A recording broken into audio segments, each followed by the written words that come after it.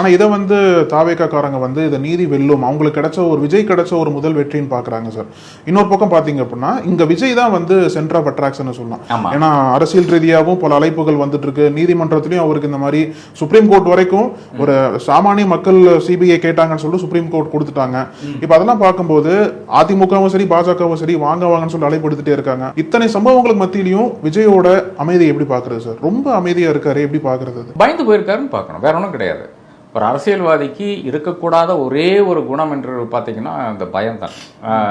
அச்சம் என்பது மடமையடான்னு சொல்லுவாங்க. அதை விட தாண்டி ஒரு அரசியல்வாதி அந்த பயத்தை காமிக்கவே வெளிப்படுத்தவே கூடாது. இவர்கள் ஒரே ஒரு விஷயம்தான் செய்திருக்கிறார்கள். நாங்கள் அந்த இன்சிடெண்ட்டுக்கு பொறுப்பேற்க மாட்டோம், எங்களுக்கும் அந்த இன்சிடெண்ட்டுக்கு சம்மந்தமே கிடையாது. இது முழுக்க முழுக்க இவர்களுடைய போலீஸினுடைய விஷயமா இருக்கிறது. திமுக தான் அதை செய்தது. இதுதான் அவருடைய ஸ்டாண்டாக இருக்கிறது. இப்படி இருக்கிற ஒரு அரசியல் கட்சி நாட்டில் இருக்கணுமா மக்கள் முடிவு பண்ண வேண்டும்.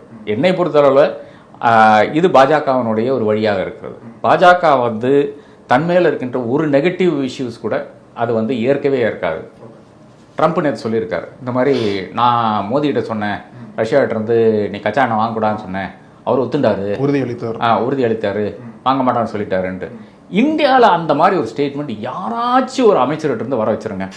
ஆமாங்க, இதுவரை என்ன சொல்லிட்டு இருந்தாங்க, நம்மளுடைய இன்டெகிரிட்டி, நம்மளுடைய சவர்னிட்டி, நம்மளுடைய இக்கானமின்னு எல்லாம் பேசிட்டு இருந்தாங்க. இப்போ அந்த பேச்சு நின்று போச்சு. ஆனால் இப்படி நடந்திருக்கிறது என்று அவர்கள் ஒத்துக்கொள்ள மாட்டேங்கிறார்கள். அதே நேரத்தில் 45% கம்மியாக இருக்குது. கச்சா எண்ணெய் இம்போர்ட் ரஷ்யாவிலிருந்து 45% இப்போ கம்மியாக இருக்குது.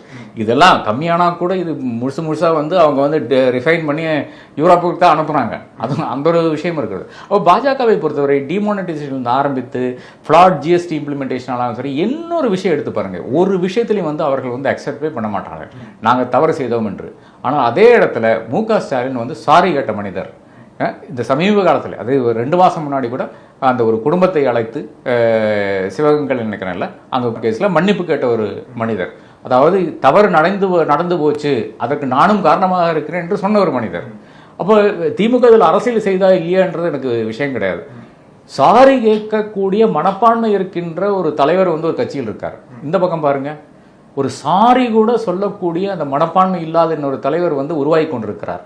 அப்போ இந்த தலைவரோ இந்த கட்சியோ நாட்டுக்கே தேவையில்லை என்று நான் நினைக்கிறேன். ஒரு கட்சி ஏற்கனவே இருக்கு, அந்த கட்சி மட்டும் போகிறோம். ஏனென்றால் அந்த டாக்ஸிசிட்டியில தான் இன்னொரு கட்சி வளர்ந்துட்டு இருக்குது. அதே டாக்ஸிசிட்டி நான் தாவேக்கால பார்க்குறேன்.